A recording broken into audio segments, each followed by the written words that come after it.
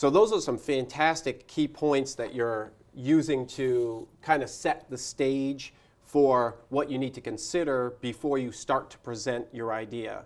Exactly. But now you have something else which is talked about in your book that you call, that's storyboarding. Mm-hmm. And so can you kind of walk us through how that works? How does a storyboard work? Basically, when you are making a presentation, you are telling people a story.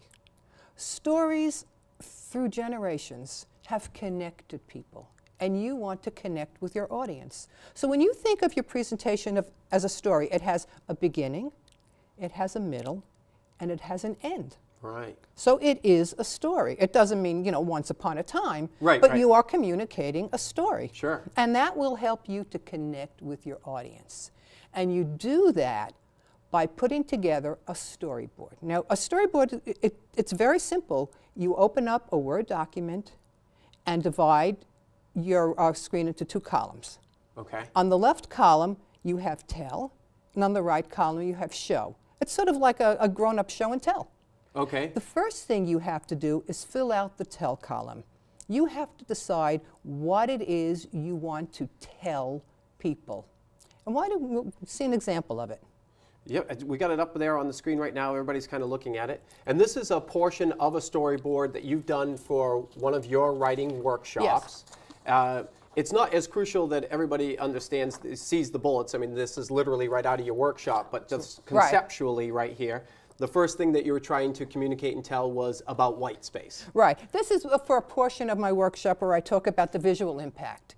And this is just a little snippet of a storyboard that I had prepared for that workshop. So I want to talk about 2 things, for example, white space and bullets and numbers. So for white space, there are a few things I want to make sure to mention. I want to make sure that I tell people to use 1 to 1.5 inch margins on the top, bottom, and sides.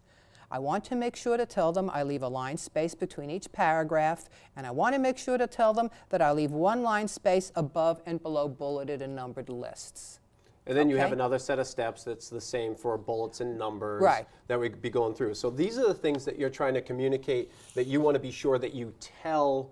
That's the stuff you want to make sure you tell. Exactly. Okay, now once I get my tell portion completed, I then decide what do I want to show, that shouldn't be up there, what do I want to show that will actually exemplify that point. So you're going to show, on the right-hand side are the things that you would show.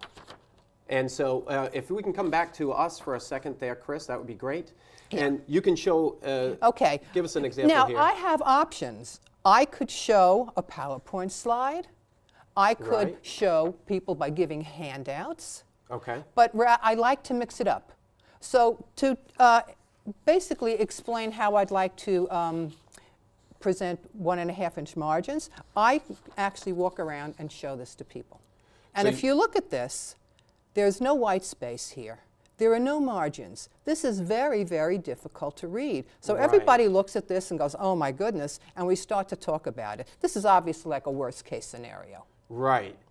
It's like brain confusion. It's noise. It's a lot of noise, and there's nothing here that's readable. Someone spent a lot of time and money to prepare this, and it's not readable. Which this is very similar to my experience in trade show strategy when you come to having a display. If you put up a bunch of words, the reality is people just don't read them. Exactly. So it just gets, because it's noise. I call it noise. Yeah, verbal noise. Right. Okay.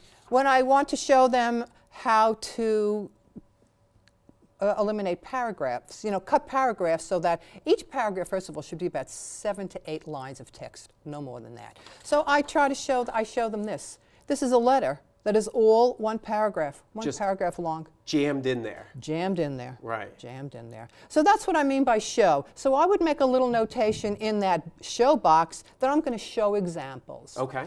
Then when I get down to the bullets and numbers, at that point, I think I'd like to show a PowerPoint slide. So you can see an example of how I set up the show side. This is not an exact PowerPoint, but it's how I would set up the PowerPoint. So you're showing examples of each one of the things that you can to break it up, as opposed to just having that death by PowerPoint. Exactly. But then there is a point where you do want to use your PowerPoint. Absolutely. Because it makes sense. But when you do put up your PowerPoint, though, you're not putting up text. You're not droning on. No, no. So then, would you say then, so we're not setting a script. This isn't a script, right? No, the difference between a script and a storyboard, with a script, you write down every single word you're going to say. Now, some people do need that, but when you prepare a script, you run the risk of sounding scripted. Unless you're Meryl Streep and can just, you know, talk as if you're, speaking off your cuff, you have to actually practice and practice and practice so you don't sound rehearsed. With a storyboard, you're actually using snippets of information or bullets. They're little touch points that you want to make sure you cover. So when we're all experts in our field, and so when you're putting together your presentation, by not scripting it, it keeps us more human and interactive versus becoming robotic. And that's that boring stuff that hurts, as we talked about the performance. Exactly. It also keeps you energized. When you're reading from a script, you tend to be less energized because you're relying on looking at every word. When you know you have to think, you're more energized. Right. Okay, so that the storyboard helps us a ton for delivering the message. Absolutely. Versus reading the message, which would be very different. And when you are presenting, there's nothing wrong with standing in front of people with notes. Right? Yeah, absolutely. There's no problem with that. Absolutely not. You just want to get your points so you know that they're there. So long as you're not sticking that in front of your face and that's all you're doing is reading it. Exactly.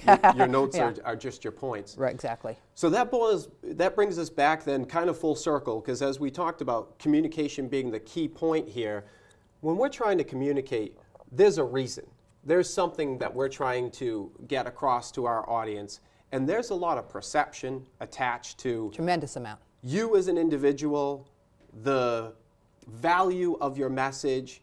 All of those things matter when you present because, hey, the bottom line is we judge. As we're sitting in the audience, we're going, this guy doesn't know what he's talking about. If you were stumbling all over your words, etc., as you go. Right. So people judge you, but they're willing to give you a chance. So when you walk into a room, people basically are on your side. They've been there.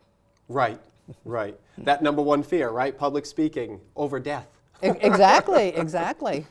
Now, we have a couple more minutes left, and I had one other thing I wanted to ask you about, because in your book, there is a section about interviewing and being interviewed. Yes. And again, this is one of those communication issues which, especially just in today's environment, there's a lot of change that's going on. So can you just give us a quick snippet about that? Sure. One of the big changes we're seeing today is the multiple generations that we have in the workforce. We've always had multiple generations in the workforce, but never before have we had such diversity in the way people view life, in the way they view their jobs, and in the way they view technology. So you have people who are, baby boomers who are ready to retire. Some of them don't even know how to use email, and I've seen that. Mm-hmm. It's very real today. Mm-hmm. Others use technology that they absolutely need to use to get their jobs done. Then you have people at the other end who they sit like this all day long.